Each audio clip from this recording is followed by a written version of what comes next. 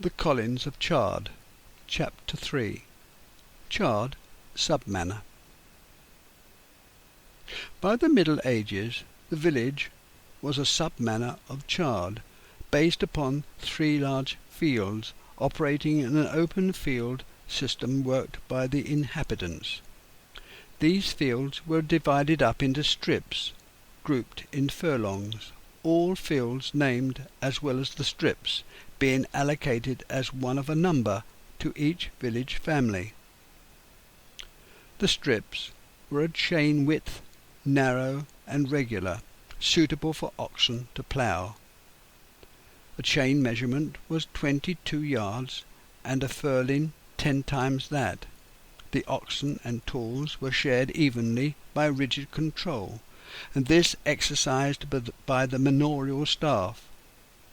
Each family worked a rotating strip and a number allocated from each field to ensure everyone had good as well as poor land, and most of the strips were used for arable planting and the common land used for grazing. However, the land was not shared evenly. The lord of the manor had the largest, followed by the bishop, and so on down the hierarchy until the bottom the serfs had just sufficient to make a living on. A percentage of the harvest was passed over to the original owner of the land, and in this case to the lord as rent, and to the church as a tithe. Wheat was planted 1 year, followed by a rotating fallow year. If a number of strips were planted at the same time, the animals browsed during the following year's fallow period after gathering in the hay. In 1780, tithe lists give the main street as Tatworth Street, the hamlet on the Foss Way. The Devon Record Office records Tatworth in 1554 as the land was granted to William Petrie, and the manor and park of Tatworthy remained in the family until 1790. It had previously been owned by the church. The distribution of each parcel of land was set as a standard for tenants, and for the squire, parson and freehold farmers the parcels more numerous. The owner of the manor held the greatest acreage, closely followed by the local bishop, although it is recorded that the distribution of land was evenly parcelled out. It is apparent that for some inhabitants it was fairer than it was for others. It's difficult to see the effects the battles and disturbances had in the Civil War. Land was taken away from some, divided by others, and sold on by widows and the bereaved.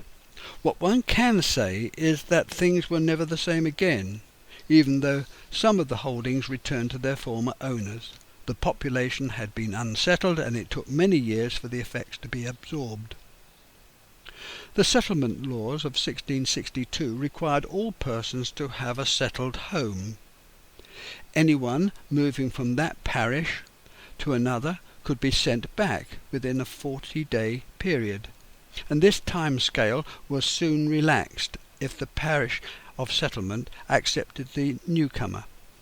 130 years later, the decision of settlement relied upon when the person was chargeable to the poor rates of the parish. The object of enclosure was to link manorial strips and common land waste into economic areas which could be easily contained, stocked, manured, drained and worked, and this was obviously beneficial if the object was economic efficiency. Cooperative fairness, reasonableness, and for all the public's good, it was not. This act worked in favour of the landowners, both large and small, and it enabled the less well-off and the bereaved to be bought out over a long period of time. The second half of the 18th century saw the foundations laid for the country's industrialization and the first agricultural revolution, a time of commercial activity organized to take note of the marketplace, concerning profit in a consumer society. Nearly 50% of the nation's income was generated by agriculture. Enclosure was the destruction leading to the disappearance of an independent peasantry, the theft of the people's common rights affecting their fields, meadows and pastures, Enclosure led to evictions and oppression for the very poor, inarticulate, disabled and single parents over the centuries. Towards the end of the 18th century, the results of enclosure became more apparent.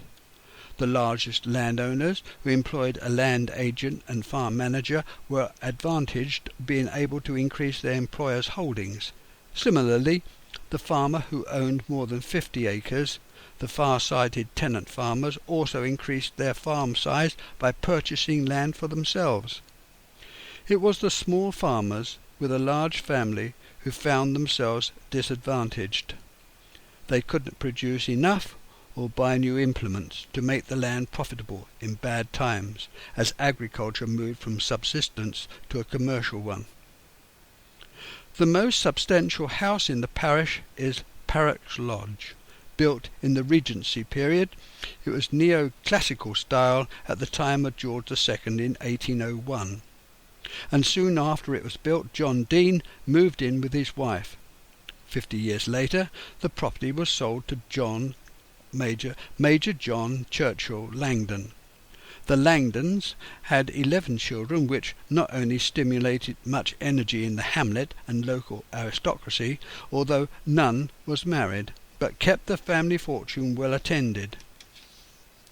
The Langdon family stayed there for 100 years, eventually selling the place to the North family, who took over the dilapidated estate. Two paths, Parrock's Lane and Church Path, Chard Road, bisected the Tatworth Middle Field, one of the recorded open field systems, and in the centre lay William Drake's Beanland on Woodcock Gate, below which Parrock's house, farmyard and parkland lay.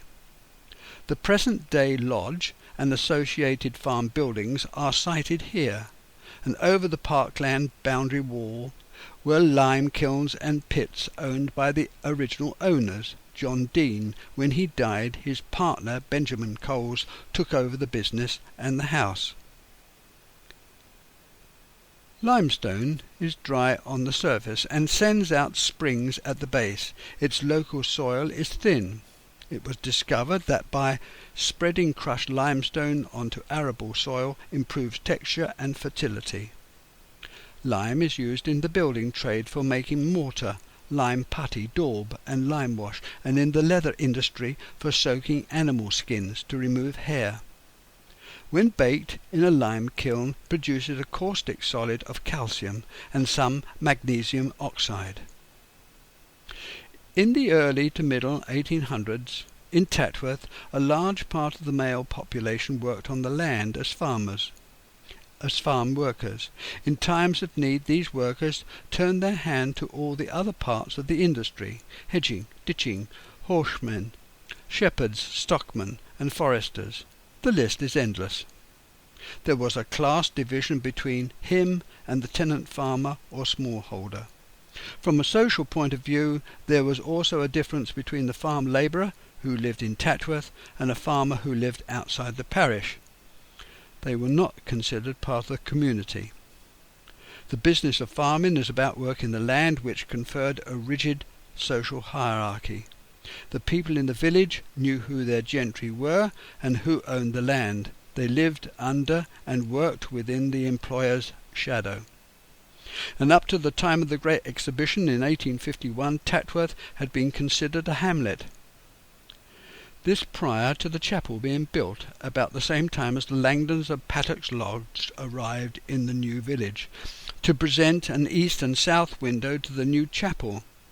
Tatworth was raised to the status of village when the chapel was built, and then higher still when the school was built 20 years later.